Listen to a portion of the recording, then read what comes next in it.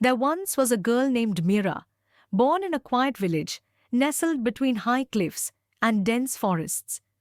In her village, everything moved slowly, predictably.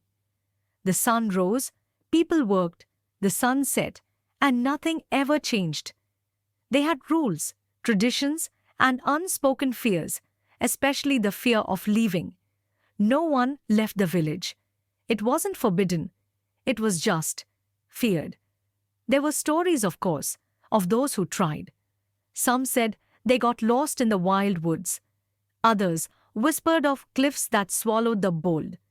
So people stayed, safe, small, silent. But Mira, she was different. From a young age, she'd stare at the distant mountains beyond the forest, sketching them in the dirt with a stick while the other children played. She'd ask questions no one liked answering. What's beyond those trees? Why don't we go explore? What if there's more to life than this? The elders told her to stop dreaming. Her parents told her to stop asking. Even her friends eventually grew quiet around her, afraid her curiosity might infect their comfort. So Mira began to keep her thoughts inside. But dreams, like rivers, always find a way. At night, when the village slept, she'd sneak out and climb the old tree near the edge of the cliff. From there, she could see the stars, scattered like secrets, and the faint outline of something more in the distance. Something that called to her, though she didn't know why.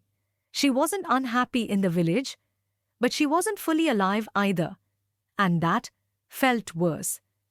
As the years passed, Mira felt torn between two worlds, the one she knew and the one she couldn't stop imagining. Every time she tried to pack a bag and step into the unknown, fear clutched her chest. What if I fail? What if I can't make it? What if everyone was right? One night, as she sat at her usual spot beneath the stars, an old woman appeared, a traveler with silver hair, weathered boots, and eyes that seemed to hold lifetimes. The woman sat beside Mira in silence for a long time. Then, without looking at her, she said softly, "The first step is always the hardest. It's where most people stop." Mira turned to her, startled. "How did you know?" The woman smiled. "Because I was you." Once she stood, dusted off her coat, and began to walk away. But before she disappeared into the forest, she turned back and added, "Don't be afraid. Just take the first step. The path doesn't appear before you walk. It reveals itself because you walk." Then she was gone. The next morning, Mira stood at the edge of the cliff, heart pounding, palms sweating, her packed bag beside her. The forest ahead looked massive, the mountains in the distance far. Her knees shook. She didn't feel ready. But she remembered the woman's words. She didn't have to be fearless. She just had to move. So she closed her eyes, breathed deeply, and took a single step forward. The ground didn't collapse. The forest didn't swallow her. The sky didn't fall.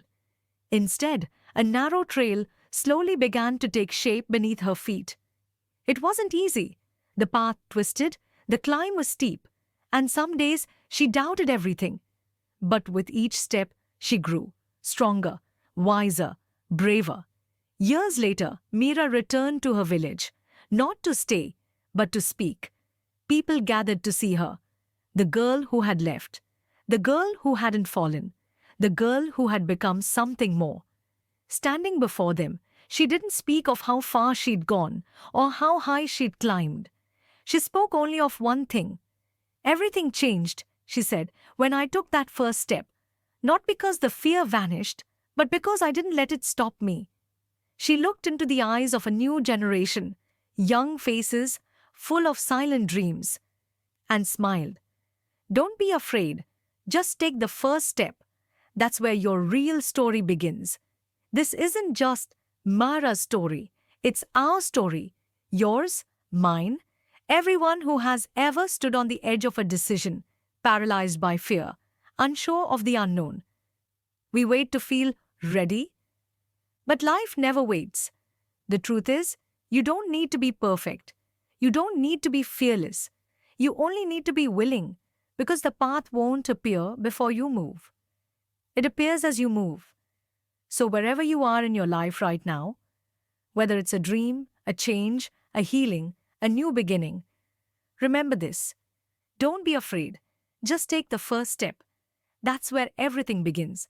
For more stories that stir the soul and light the path, like, share, and subscribe to Fox and Bear Quest. Your journey matters. Let's walk it together.